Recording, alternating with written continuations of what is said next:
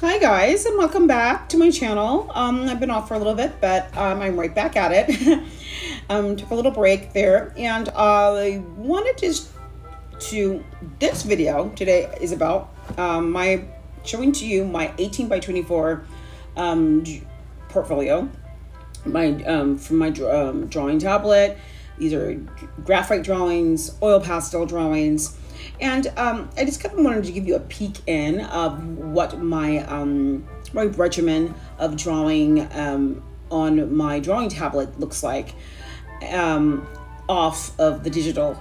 And as you can see here, what I like doing for my drawing tablet, drawing with traditional drawing materials, when I do that, whether it's watercolor, oil pastels, or graphite or charcoal, it's just more or less I'm in the season of doing portraits, portrait studies, just getting a really good gist on the study of anatomy, and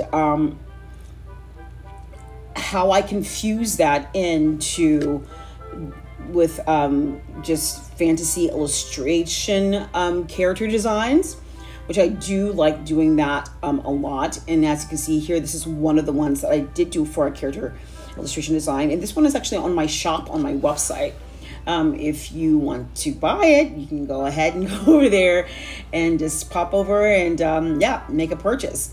This is like one of my, I really like this one. I really like that illustrative, you know, just way of how you can go about in making a drawing with ink and just really getting into this creativity flow. And I will say that, like with most of my drawings that I do, that's a fantasy map study, by the way, that I'm working on for my book, for my fantasy short stories. I do get a lot out of doing studies, portraits, character designs, illustration on a larger scale drawing tablet. I will say that I do work on smaller scale, but from majority of the time, I'm working on a larger scale. I've always have. I really feel that getting the perspective and the scale and the proportions that I need to get correctly and making it as beautiful and life size as possible, that drawing on a larger scale tablet really just gives you the opportunity just to create these like very vibrant, strong, well-proportioned pieces. Now, a lot of people, you know, yes, don't like doing that. I understand. And even for myself, I will say this, that I'm working on creating smaller pieces of work that I can actually be able to work on anything that's lower or below 18 by 24, 8 by 9, 8.5 by 11. These are actually proportions and scales that I do need to actually work more on, especially with environmental landscape. And environment landscape is a very big one, because I don't do too much of environment landscape. I am a portrait figurative artist. That's my basis, that's my forte. But it's very important that, and I've said this to myself, Zenkiea, you really need to start building a portfolio, a body of work, a cohesive body of work of environmental landscapes, whether that being, you know, just plein air, going outside and doing that, or, you know, looking at pictures on Unsplash, Pexels, what have you, or taking my own pictures of environmental landscapes and creating like a fantasy infused landscapes with figurative, with people, whatnot, in relation to the size and the scape and the grandeur of their current setting that they're in. So that is something that I am working on now. I am it is very important because I have all of these portraits. I have all of these figurative drawings because I'm a figurative artist. But it is very important for me to start to really get that bang in for my portfolio, for my environmental landscape, and practice, practice, practice. I really believe doing an environmental landscape at least 2 to 3 times a week would be a really great to get the practice, to get the trajectory going. This is a drawing of oil pastel that I did of Gandalf. As you can see, I really like drawing like elderly people with beards, white beards, whatnot. That's done all on oil pastel on the Strathmore tonal drawing paper. This one is of Danny Trejo, the actor. I had so much fun doing this. I mean, I could have really gone to I could have even gone further with this if I wanted to. This portrait is up on one of my Instagram account where I can, it is linked down below. And I really had a ton of fun doing this portrait. I mean, I did with the detail, with the wrinkles, with the skin abrasions. It was just like massive amount of like glaze flow that was really going on this work. And you could just go on forever with a piece like this. And I really like doing challenging pieces. The more challenging, the better, because it just really creates this opportunity for me to build my visions and goals, and just to broaden my horizons, and just to hit new levels of stages where I can just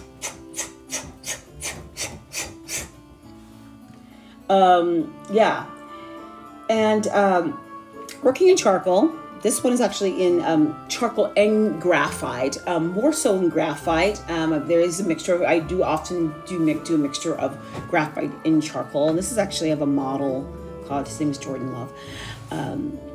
I love mixing the two mediums of graphite and charcoal together. Now, what's coming up here is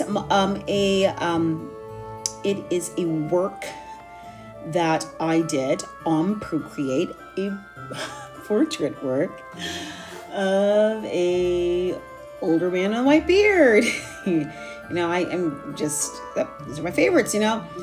And I just want to give you the opportunity just to see how that comes about, and how laying the groundwork for a piece like this. Laying the groundwork for a piece like this is it's essential to how you, I mean, especially if you're working in Procreate digitally, or whether you're working, you know, Photoshop, whatever type of digital medium that you choose to work. It is very important how I laid my groundwork in constructing. And if you haven't actually seen the other video where I'm talking about, I'm breaking down in particular stages of building a portrait for a classical realism look, please check that out. It is really important how I build my stages. And also I am offering a class on my website, how to draw your own self-portrait in like a master, and that is available on my website now, and I will link that video down below as well. That's my first class for my my academy that I have on my website. So it is this formative type of layering, formative of foundations and fundamentals that are really important to me, that I like bringing in to my digital drawing space. I kind of keep that, I want to keep that classical fundamental drawing and painting aspect going throughout my work. And it's not only is it's a really good practice to have that on all forms of the media that you do, that I do, it's just, you know, it also creates a signature for you for your work. They, you know, this is Zenkiea work. You can pretty much tell where it's going, and traditionally and even digital. And I really like that look. I'm a very big fan of Renaissance and Baroque, Rembrandt, Caravaggio, Da Vinci, you name it. Those are the artists that I look up to the most. And present day artists, a lot of present day artists that I do follow, that I do look up to. One of them being Odd Nerdrum, fabulous, incredible master Norwegian painter. Please check him out if you haven't already. And I really feel just, I mean, I really love drawing wrinkles. I love drawing creases in the skin and all of that. And a lot of people would ask, like, why? I know a lot of people do ask, and I find this across, like, you know, a lot of social media platforms, like, why do you want to draw art that looks like that's realism or classical realism, whatnot? And you know, that's something that I prefer. Yes, you have the stylized, like, you know, animation type of art that, you know, that a lot of people love, and, you know, they, you know, graduate to, and that's fine too. And I like that type of art as well, but it depends on what particular type of medium it's serving, because it's not okay for all the way across the board. It just depends what type of work that you are trying to do. And for example, I will say that the film Spider-Man, the new one that came out, Multiverse. Oh my gosh, my kids watched that film to death, and I watched it with them because it was such an incredible film. I mean, that film and its particular type of style of animation, I was so elusive, so vibrant, so just, my Lord, the line work, the palette that was in that film was just astonishingly beautiful. And it worked for that medium. It worked for that type of storytelling. It worked for that type of genre, and just the fluidity and the continuity of the artwork, how it just, I mean, it didn't skip a beat. And I will tell you, I love artwork like that. And sometimes, you know, I don't do that type of artwork. I mean, I started off doing the work like that when I was younger, and I was 11, 12 years old, or, I mean, more like, I guess, maybe comic-based work, you know, animation, 2D, kind of Disney, Don Bluth type of animation. And Don Bluth animation, like American Tail, that sort of thing, Thumbelina, All Ducks Would Heaven, has more painterly look, I think, painterly feel, versus like Disney, where Disney's just more like just this traditional type of line work animation. It serves purposes as well. And I do see there are a lot of people now who are doing like the new style of like animation, Disney animation, like, you know, with the very big eyes, like a lot of character design that I see across like social media is like these like idealized, stylized, large eyes, you know, small mouths type of, you know, these whimsical type like looks of, you know, expressions. And, you know, yes, those are cute, those are fun. And it's okay if you are you know, it's awesome if you're starting out from like a baseline, from ground zero, and you really just need to start drawing. Like, I really, you know, like, you just like, and I kind of really encourage my 12-year-old son and 10-year-old daughter to just, hey, you know what? That's a really great place to start. if you are a beginner artist of any age, just to kind of get the groundwork going, to get the flowing going, to see what kind of direction you want to go. Now back out what I'm doing here for this, for my type of, you know, as you can see, what I'm doing here in this digital space is more or less the same thing that I'm doing on paper. And I like that.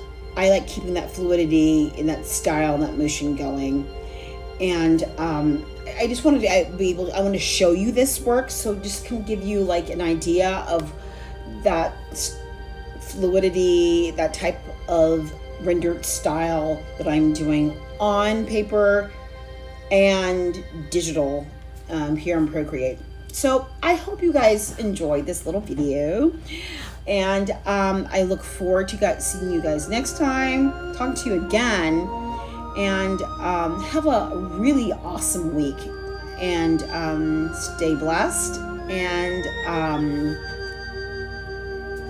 really continue painting and drawing and creating amazing things. Okay, talk to you guys soon. Bye.